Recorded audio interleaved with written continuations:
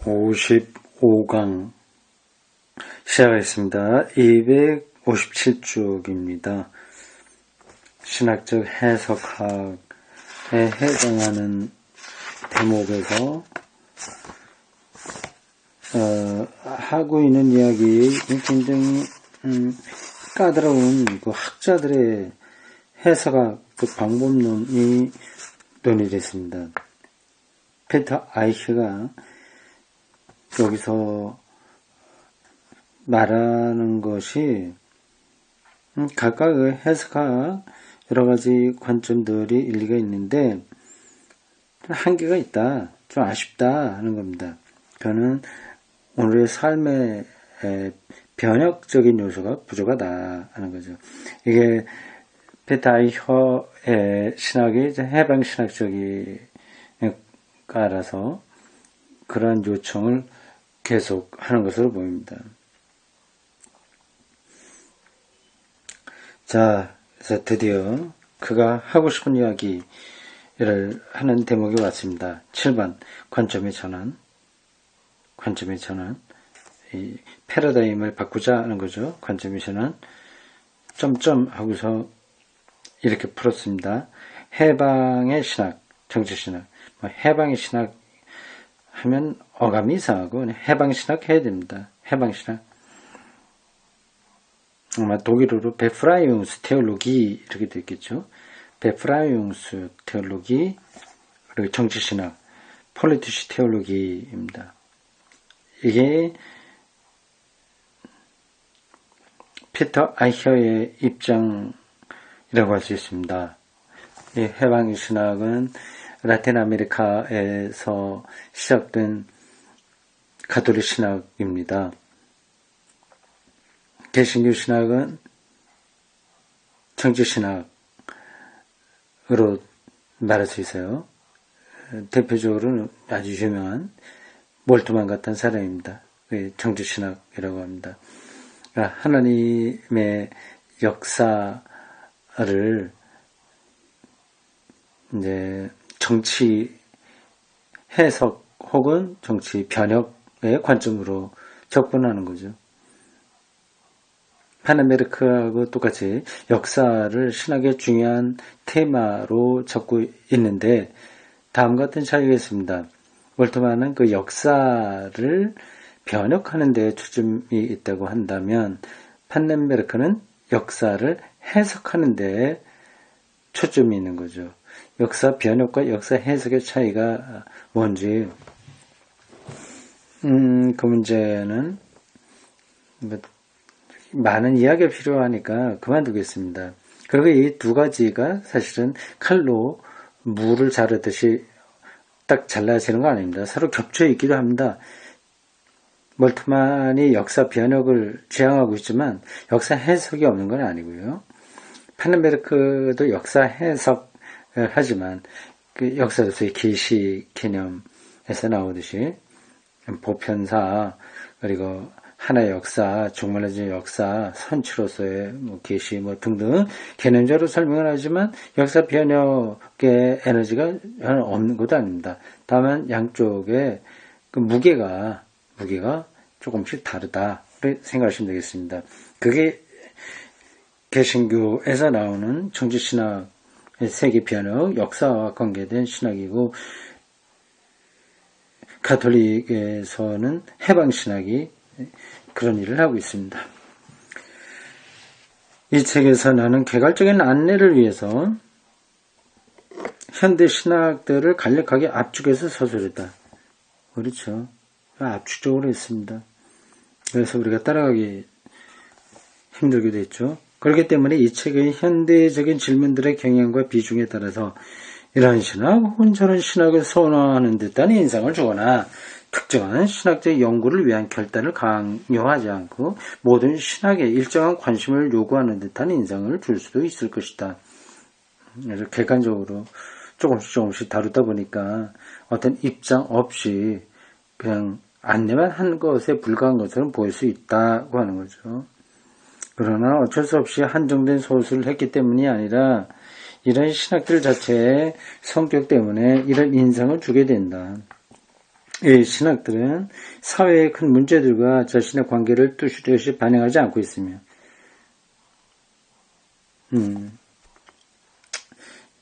그 사회 문제, 요즘으로 하자면 뭐 남북 문제나 우리나라에서요, 또 동성애 문제라든지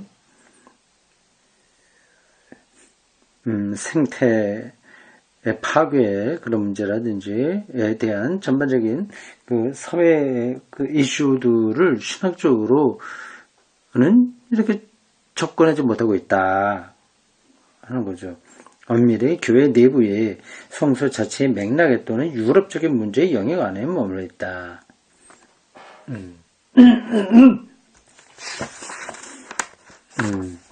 그렇죠. 뭐 실존적인 해석학이라든지 언어사건적 해석학이라든지 다 그런 것들이 성서 텍스트 안에 갇혀있는 듯한 느낌을 준다는 거죠. 그리고 유럽식 사고방식에 떨어져 있다고 하는 겁니다. 피타이어는 그걸 좀 넘어서는 해석학이 필요하다는 주장을 합니다. 그게 이제 해방신학과 정치신학인 거죠. 해방신학과 최근의 정치신학은 요거 각주를 한번 확인해 보겠습니다. 31번이네요. 어떤 걸 인용한 걸까요? 31번. 해방신학의 소개를 위해서는 콘실리움 10 등등의 수록된 논문들을 첨부해라. 구티에르즈, 이게 라틴 아메리카, 브라질, 아르헨티나 뭐 그런 등등의 나라인데, 구티에르즈는 브라질인가요? 아르헨티나인가요? 유명한 해방신학자입니다. 그 사람의 책 테올로기 데 베프라용 해방신학, 그리고 최근 정치신학의 원에서는 포이케르트 디스쿠시온 토이 주어 플레티시 테올로기 정치신학에 대한 논의, 그리고 또 메츠라고 하는 사람, 이 사람도 가톨릭 신학자입니다. 글라우베인 게슈크테운트 게주셔프트 역사와 사회 안에서의 믿음, 그리고 골비츠, 이건 개신교 신학자입니다. 베프라용 주어 졸리다리티트 연대성을 위한 해방, 이런 책들을 참조하라 그 얘기입니다.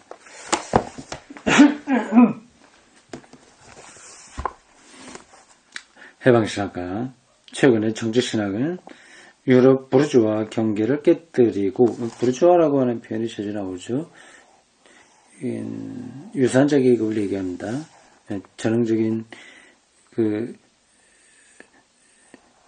어떤 교양이 있고 재산도 좀 있고 현실에 안주하려고 하는 부류의 사람들을 가리켜서 부르주아라고 하는데요. 좋은 뜻이든 비판적이든 그렇습니다. 유럽 부르주아의 경계를 깨뜨리고 성서의 복음을 교회의 내적 행위와 관련시킬 뿐만 아니라 교회의 행위를 통해서 사회적 발전 전체에 관련시킨다. 예. 이건 이제 피타이어가 괜찮은 신학으로, 자기가 따르고 있는 신학으로 제시하는 겁니다. 예, 교회 내적 행위와 관련시키는 거하고 교회 밖에 사회 발전 전체와 관련시킨다고 했습니다. 교회 내적 행위라고 하는 것은 뭐 예배나 또 교인들 친교라든지 교회에서 같이 힘을 합해서 전개하는 봉사활동이나 이런 것들입니다. 교회 밖의 사회 발전은 그 여러 가지 정치, 경제, 사회 그런 문제들입니다. 다양한 형태의 이런 신학들이 특정한 사회정책 또는 정당정책을 위해 이미 주어진 이론을 내세우기 때문에 정치적인 것은 아니다. 하나님에 대한 모든 신학적 진술들의 사회 행위적 성격을 드러내고, 성경이 다 하나님을 얘기하는데 신학적인 진술에서 사회에서 어떻게 우리가 살아야 되느냐 하는 게 나타난다고 하는 거죠. 교회적으로 또는 체계 내적으로 폐쇄적인 신학들의 구성들이 현실적인 사회 구조 속에서 살아가는 인간들의 삶을 위해서 어떤 의미를 갖는지를 비판적으로 묻기 때문에 교회 신앙생활하는 사람들로 하여금 세상 속에서 어떤 관계를 맺고 살아가야 되냐 하는 것을 질문하기 때문에, 그리고 비판적으로 질문하기 때문에 신학들, 해방신학, 가톨릭, 정치신학, 개신교, 이것들은 정치적이다. 지난 이번 겨울 아니라 그 전 겨울에 대통령 탄핵 있었고, 뭐 촛불 집회 있었고, 뭐 등등 그런 것들이 다 현실 사회에서 벌어지는 인간 삶의 요소들 아니겠습니까? 그런 것들에 침묵하지 않은 거죠. 이게 정치적이다. 그렇게 표현했습니다. 이 새로운 신학들은 해방신학과 정치신학, 이게 이제는 뭐 새롭다고 할 수는 없습니다. 이게 뭐 50년대, 60년대 이럴 때 또 70년대까지 많이 논의되던 것들이었습니다. 우리나라로는 민중신학이 여기에 해당합니다. 이 새로운 신학들은 이제 거기 그게 다 중요한 거죠. 근데 이 책이 그 전에 나온 거기 때문에 새로운 신학이라고 했는데 어쨌든 뭐 틀린 이야기는 아니고요. 근데 이미 그런 것에 아직까지 신학이 머물러 있지는 않다. 앞으로 가고 있다고 봐야 됩니다. 21세기에는 특별히 과학신학 이런 것들이 중요하죠. 과학도 오늘의 이슈니까 신학이 거기에 대해서 준비를 해야 되겠죠. 이 새로운 신학들은 다른 모든 신학들과 나란히 서는 게 아니다. 전혀 근본이 다르다고 하는 뜻이죠. 이 신학들에서는 신학적 연구와 신학의 사회적 관심이 검토된다. 연구와 사회적 관심. 해방신학과 정치신학은 신학 연구의 새로운 성찰 단계, 즉 자기 비판적 성찰과 사회에 대해서 철저히 열린 성찰을 보여준다. 고립적이지 않은 거죠. 이 신학들의 특징은 이제 우리나라 교회와 신학은 상당히 고립적입니다. 세상에 어떻게 됐든 교회 잘 나와서 기도 많이 하고 복받아서 잘 산다. 그리고 영원히 순전하게 성장해서 죽어서 천당 간다. 세상이 어떻게 돼도 아무 상관이 없는 거죠. 근데 이 해방신학과 정치신학은 세상에 열려있다. 신학들의 특징은 해결하려고 하는 문제를 스스로 구상하지 않고 문제가 사회 상황을 통해서 주어지는 것으로 보는 데 있다. 사회과학도 중요하게 생각하는 거죠. 성경이 뭐라고 얘기했느냐 거기서 끝나지 않은 겁니다. 그러니까 마르크시즘의 그 노동 문제 이런 것들도 중요하게 생각하는 거죠. 다른 모든 신학에서처럼 이 신학에서도 비판적으로 옹호되는 하나님 말하기에 특별한 방식을 그 말하기 과정 속에서 이행하게 하는 신학의 외적 질문들과 이론 개발이 요청될 수 있다. 회원들이 이제 관념적이에요. 이런 것들은 관념적이라보다도 압축적이에요. 넘어갑시다. 억압과 미성숙에서의 해방을 위해 헌신하는 이 신학을 위해서 라틴 아메리카에서 해방 신학이 나오게 된 이유는 극단적인 빈부격차 이런 것들입니다. 인간 해방을 위한 것이 신학의 본연의 자세다는 주장을 하게 된 거죠. 정치신학도 부르주아 교회로 하여금 이 세계를 새롭게 보게 했습니다. 그러니까 억압과 미성숙의 해방을 위해 헌신하는 이 신학을 위해서 정치 경제적 비판이 먼저 언급되어야 된다. 금방 나오네요. 칼 마르크스, 프리드리 엥겔스는 19세기에 착취받는 산업 플로레타리아 노동계급을 사적 자본에 대한 의존에서 해방하기 위해서 정치적인 도구로서 정치 경제학 비판을 발전시켰다. 그 역사가 어떻게 발전하냐 하는 걸 쭉 경제 정치경제학적 관점에서 한 거죠. 결국은 자본주의도 무너지게 되고 프롤레타리아의 혁명이 온다 얘기를 했는데 실제로 그렇게 흘러가지는 않았습니다. 왜냐하면 이 비판은 산업화를 통해서 새로 생겨난 노동자 계급의 경제적 의존을 밝힐 뿐 아니라 기술적으로 철저히 합리화되고 경제적으로 완벽하게 파악되는 노동세계에서 이루어지는 모든 관계들의 소외된 성격을 폭로하게 됩니다. 그렇죠. 소외된 성격, 노동으로부터 소외당하는 인간 모습들이죠. 이런 것들은 사회 과학적으로 우리가 보지 않으면 눈에 들어오지 않는 겁니다. 그래서 기도 많이 한다고 해서 이런 문제를 알거나 해결할 수 없습니다. 그거는 그거대로 해야 되는 거죠.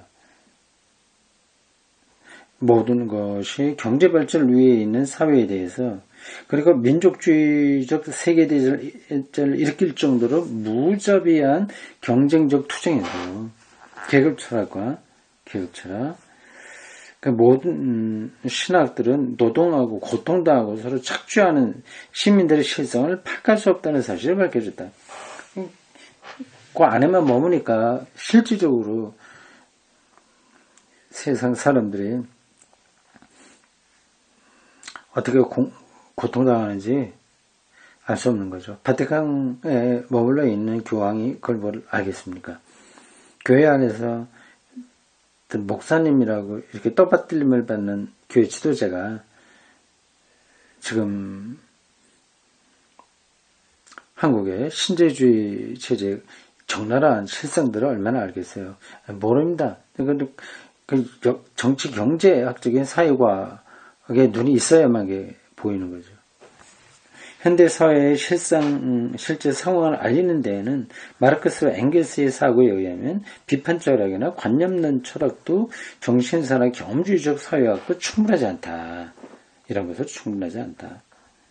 현재 상태는 역사적 지배세력, 즉 경제적 세력의 물질적 관심으로부터 역사적으로 설명되고 과학, 자연과학, 사회과학, 그리고 인문과학에서 통찰을 얻는 역사 이론의 기초에서 연구되어야 된다. 역사 이론의 기초에서. 맞죠? 한국신학대학의 커리큘럼이 그런 점에서 새로워져야 될 것 같습니다. 여러 가지 성세에 대한 역사 비평, 그리고 교회의 행정에 대한 공부, 그리고 2000년 동안의 교리사에 대한 공부, 예전 예배에 대한 임상, 등등을 많이 하긴 하는데, 이 세계를 읽어낼 수 있는 안목이 없는 거예요. 인문학이 없는 거죠. 인문학 공부를 더 철저하게 시켜야 됩니다. 물론 일반 대학에서 인문학 공부를 하고 그다음에 신대원에 들어와서 신학을 전공하고 있긴 있습니다만 한국 대학에 일반 대학에서 인문학이 철저하게 이루어진다는 보장이 없으니 신학대학은 학부나 신대원이나 사실은 상황이 마찬가지입니다. 그게 없어요. 그냥 교회의 전문가를 키우는 것에 불과합니다. 라틴 아메리카와 아프리카의 해방신학에 조금이라도 영향을 미친 독일의 비판적 정치신학은 마르크스와 엥겔스의 작품에서 직접 영향을 받지 않고 그 작품이 부르주아적인 개정판인 프랑크푸르트 학파의 비판 이론에서 영향을 받았다. 약간 옆으로 나오는 거죠. 막스, 호르크하이머와 테오도르 아도르노와 함께 폴 틸리는 1923년 이후 생겨난 프랑크푸르트 학파의 창설자이며 후원자에 속한다. 비판 이론은 개별적인 전문적 학문들의 전통적 이론들을 해방적 실천에 기여하는 그리고 객관적이고 개방적인 사회발전 이론과 관련시킨다.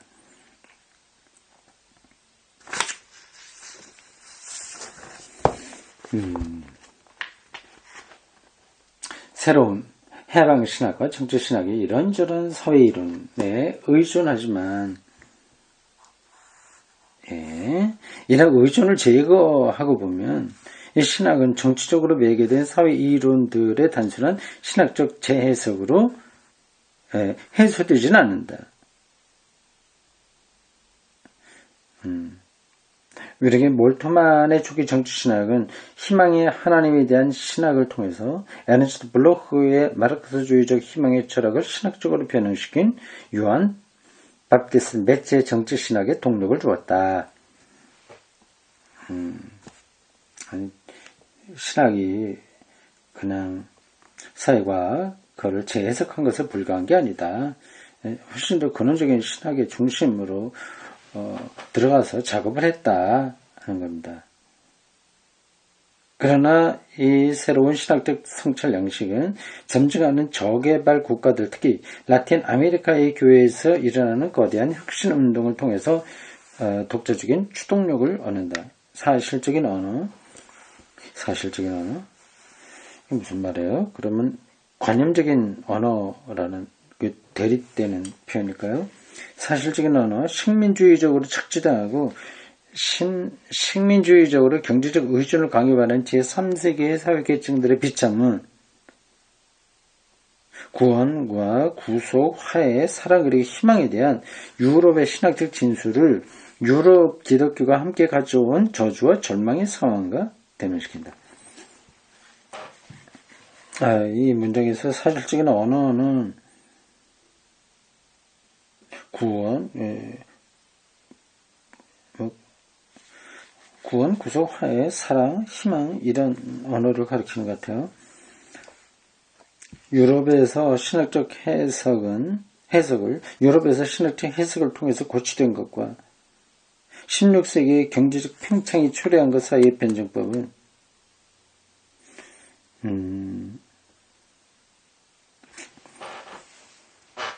신학적 해석을 통해서 고치된 것, 여러 가지 앞에서 말한 것 신학의 흐름들이 있죠. 우리 여기 해방신학과 정치신학이 이르기까지 그 모든 것들입니다. 그래서 신학이 상당히 다양하게 흘러오면서 발전했습니다. 이거하고 16세기 경제적 팽창이 16세기에 일어났나요? 산업혁명이 16세기인가요? 17, 18세기가 아닐까요? 어쨌든 이게 변증법은 이게 서로 맞물려 들어간다는 겁니다. 변증법은 하나님에 대한 진술의 모든 범주들을 아무 문제 없이 유익하고 해방적인 것으로 간주했던 신학의 의식에 충격을 주었다. 구태의연하게 하던 신학에 충격을 줬다고 하는 겁니다. 이 세상을 그렇게 단순하게 볼 게 아니구나 하는 거죠. 사랑, 복음, 구원, 이런 말로 해서 빈부의 극심한 차이 이런 것이 극복되지 않는구나 하는 깨닫게 된 거죠. 하나님에 대한 전통적 진술을 이러한 전지구적 상황과 대면시키는 유럽의 정치신학은 전지구적 상황에 대한 구체성과 객관을 얻을 수 없는 추상성에 빠지기보다는 일괄적이고 불선하다는 비난을 감수하려고 한다.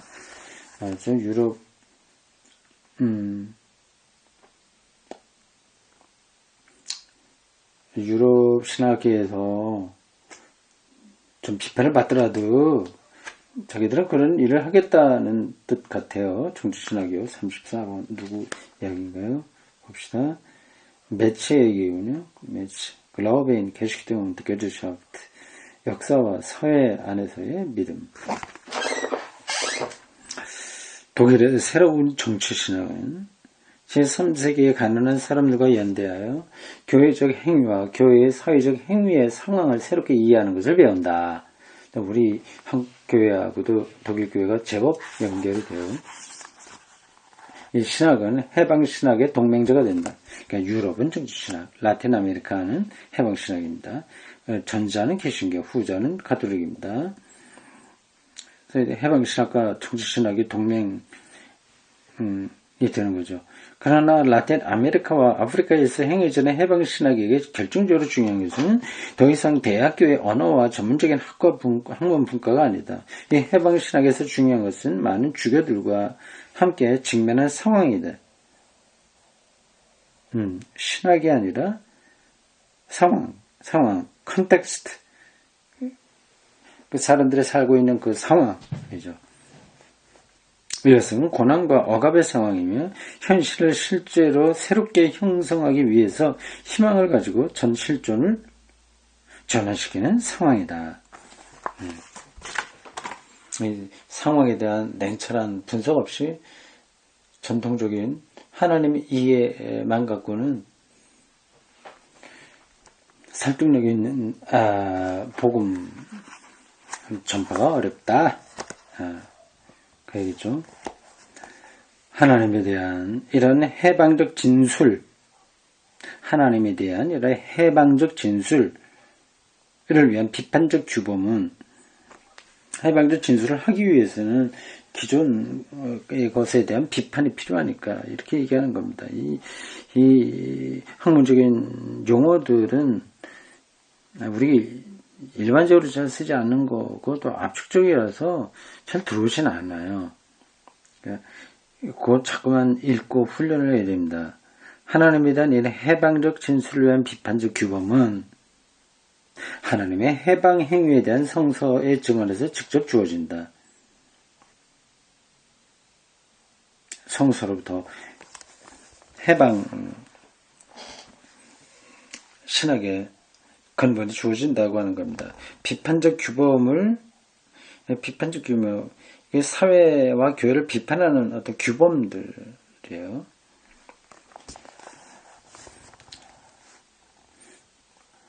비판적 규범, 그러니까 부자와 가난한 자가 이렇게 격차가 심해지면 인간성 상실이고 이거는 하나님의 창조 원리에 어긋난다. 말하자면 그런 것들이 비판적 규범입니다. 이 규범을 직접 성서에 증언해서 얻는다는 점에서 전통신학과 구별된다.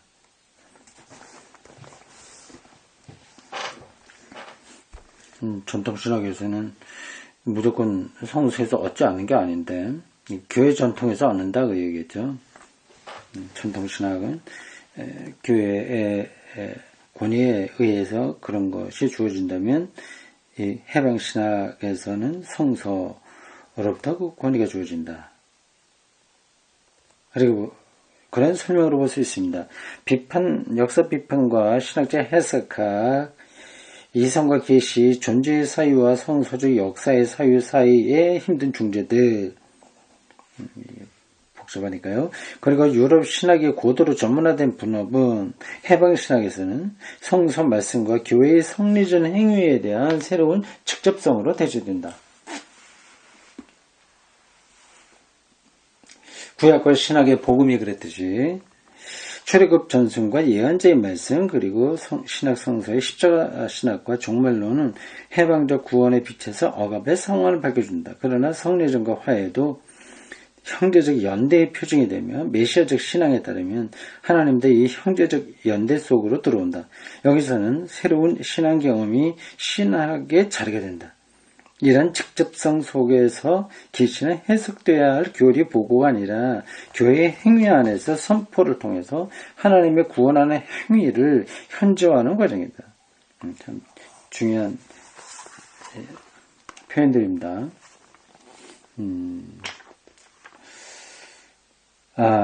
이거 또다시 여기서 멈춰있지 않겠어. 오늘 여기 진도로 262쪽 여기까지는 끝내야 되겠습니다. 그래서 다음 시간에는 이제 4부로 넘어가겠어요. 단순히 이해하는 것만으로는 계시의 의미를 밝힐 수 없다. 이해로는 부족하다. 행위가 필요하다. 그겠죠. 해방신학에서 하나님의 행위는 해방의 실천 속에서만 계시된다. 실천, 프락시스죠. 이 신학으로 하여금 흔히 예언자적 언어 형태로 말하게 하는 신앙의 사회학적 자리에는 일차적으로 대교회와 그 유계질서적이고 관료적인 체계가 아니라 바닥 공동체다. 대교회가 뭐예요? 이런 표현은 없는데 대형교회를 가리키는 건 아닐 것 같고 뭐 교구나 노예총회 이런 차원을 얘기하는가요? 1차적으로 대교회와 지금 대형 교회를 가리키는 건 아니죠. 근데 왜 이렇게 번역이 됐을까? 무슨 단어에 번역인지 모르겠습니다. 교회, 개교회를 넘어서는 그 보편적 교회, 그걸 가리킨다고 봐야죠. 보편교회와 그 유교적 관료적인 체계가 아니라 바닥공동체다. 바닥공동체는 자기 주님의 성체 성사에 의해서, 다시 말해서 신약 성서에 의해서 종말론적으로 무력한 자들과 자신을 동일시하는 역사의 주님이 자기 몸을 나누어 주심에 힘입어 살아가다.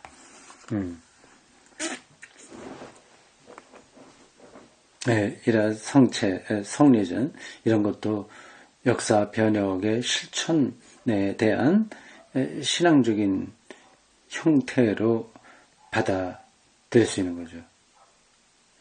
거기에는 가난한 자, 어려운 자, 고통받는 자 그런 거하고의 일치로 사셨던 예수 그리스도가 임재하는 거룩한 예전이기 때문에 그렇습니다. 이 신학은 다른 많은 신학들에게 중립을 허용하지 않는다. 적당하게 안 된다는 거죠. 이 신학은 자본주의 사회에 대한 그리스도교 신앙의 부르주아적 적응에 대해서 찬성하거나 반대할 것을 요구한다. 굉장히 적극적입니다. 이 신학은 행위 없는 자기 비판을 요구하지 않고 말로 잘못했습니다 회개하고 그런 게 아니라 자신의 사회적 행위의 성격을 의식하고 억눌린 자들의 참된 해방을 위한 투쟁에 참여하는 신학적 발언을 요구한다. 이 요구를 충족시키기 위해서는 다원주의적 해석 가능성과 행위 가능성을 지적하는 것만으로 부족하고 신학 연구를 통해서 해방을 위한 구체적인 역사적 실천에 참여해야 된다. 소비 사회에 믿지 않는 사람들이 아니라 믿는 소비자들과 믿지 않는 소비자들에 의해서 갈수록 저발전에 빠져드는 제3세계의 사회 구성체에서 인간 이하의 삶을 사는 사람들이 해방신학의 도전 대상이다. 이 도전 속에서 하나님을 생각하기 위해서는 경제적, 사회적, 그리고 정치적 저발전에 대한 정확한 지식이 필요하다. 왜냐하면 이런 상황에서 하나님은 피 안에서 초연한 분이 아니라 이 세상에 참여하고 고난 속에 숨겨져 나타나고 무력한 자들에 대한 구체적인 헌신을 통해서 구원을 베풀고 그들을 불러일으키는 분이다. 그러니까 그 말 그대로 해방인 거죠. 억눌린 자들의 해방, 억눌린 자들의 해방, 소외된 자들의 해방이죠. 라틴 아메리카 신학의 자기 이해에 따르면 하나님에 대한 이러한 해방적 진술은 결국 유럽 신학을 개인주의적, 유럽 중심적, 그리고 교회 내적 편협함에서 해방시킨다. 이건 필요한 부분이에요. 이게 절대적인 것은 아니지만 많이 기독교 전통에 놓쳤던 부분들을 해방신학, 정치신학이 제시하고 있습니다. 위대한 그리스도교 신학과 4에서 15세기요. 근대 유럽신학 16에서 20세기요. 이후에 주변에서 생긴 억눌린 자들의 해방신학이 모든 전통신학을 가난한 자들의 관점에서 부활절 운동 속으로 이끈다. 부활절까지 해방신학의 신학적 토대로 제시되고 있군요. 이거는 두셀 헤르샤프트 베프라용 주 헤르샤프트 통치 그런 뜻이죠. 헤르샤프트 임재 헤르샤프트 주대심 베프라용 해방. 자, 명제인 100가지 읽어내겠습니다. 27.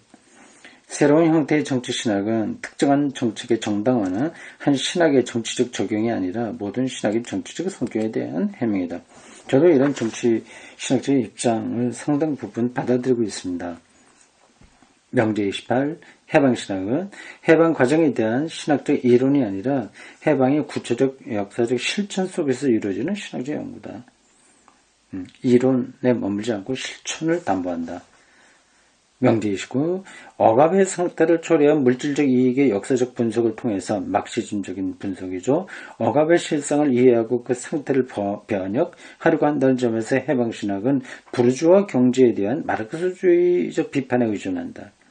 하나님은 성서적 신앙에 따르면 상황 속으로 들어간다. 구체적인 상황이에요. 하나님이 이 상황 없이는 컨텍스트, 갑질, 논란 등등 다 이게 상황인 거예요. 상황 없이 이해될 수 없다. 명제 30. 최근의 정치신학은 프랑크푸르트 학파의 비판 이론과 에른스트 블로크의 희망의 철학을 단순히 신학적으로 가공한 것으로 이해될 수 없다. 오히려 이 신학은 유럽적 사고를 제3세계의 의존과 억압의 상황과 관련시키고 억압의 충신으로부터 해방의 구체적 역사적 실천에 참여하는 것을 해방신학으로부터 배운다. 전혀 새로운 신학이다. 유럽 신학의 아류가 아니라 전혀 새롭다. 그 얘기죠. 명제 31. 해방신학은 출애굽, 예언자적 사회 비판, 그리고 종말론적 구원으로서의 십자가와 부활의 복음에 대한 성서적 증언으로부터 직접 신학적 규범을 얻는다. 그냥 어설프게 사회 비판 이론에 기울이지 않고 중심신학에서 나온다고 하는 겁니다. 명제 32. 해방신학과 정치신학은 많은 신학들과 같은 대열에 서지 않고 같은 대열에 안 쓴다? 완전히 다른 건 아니잖아요. 근데 관점이 다르다고 하는 뜻이겠죠. 모두 유럽 신학의 부르주아적 성격에 대해서 모두 부르주아적 성격이 많이 있습니다. 비판적인 입장을 취한다. 이 신학은 사회 행위와 관련해서 신학자에게 신학적 사고방식의 결단을 촉구한다. 이렇게 해방신학, 정치신학은 정치적으로 말한다면 좀 상당히 진보 좌파에 속한다고 할 수 있습니다. 33. 해방신학을 위한 신학의 자리는 억눌린 자들과 연대하는 바닥 공동체다. 여기까지 하겠습니다.